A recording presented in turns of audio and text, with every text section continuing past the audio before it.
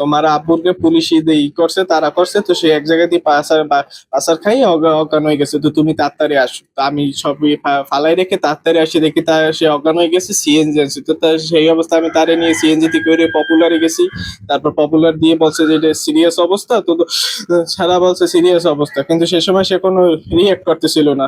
তারপর সে জায়গা দিয়ে শেরে বাংলা নিছি। তো তারপর যাইয়ে তো দেখি যে সে আর বাচ্চা নেই। তো পুলিশ তাকে খোঁজার জন্য গেছিল তার বাড়িতে, তাকে না পেয়ে হচ্ছে পুলিশ চলে আসছে এই আর কি। পরবর্তীতে আমরা জানতে পারছি যে আরো 1-1.5 ঘন্টা পরে উনি হাসপাতালে গেছে, ওখানে উনি নাকি মারা গেছে আর কি। এরকম একটা নিউজ আমরা জানতে পাইছি। পুলিশ আসছিল, পরে যে ঢুকছে গেটের মধ্যে, তারপর তো ছাদ থেকে লাফ দিছে পর আবার দেয়াল থেকে একটা লাফ দিছে, তারপর আবার গোরস্থান গেছিল। গোরস্থানের ওইখানে যে লাফ দিয়ে পড়ে মাথায় আঘাতও লাগছে, এরকম উপরে পড়ে রয়েছিল। তারপর মনে হয় এখানে বসে অ্যাটাক করছে।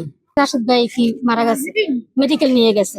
তারপরে শুনি যে সে মারা গেছে, দৌড় দিয়ে মানে পড়ে গেছে, হলে বাজছে। এই শুনছি পুলিশ এসে বলতে রাশেদ ভাই পুলিশ এসে পুলিশ দাবাতে যায় পিছতে দোষ দিয়ে, হ্যাঁ বাঁচতে চাইতে বাঁচতে পারে না। ওকে আসতে জন আমার সেক্রেটারি ছিল, পুলিশ এসে 1টা বাজে, দেখছি হ্যাঁ লড়ান দিছে।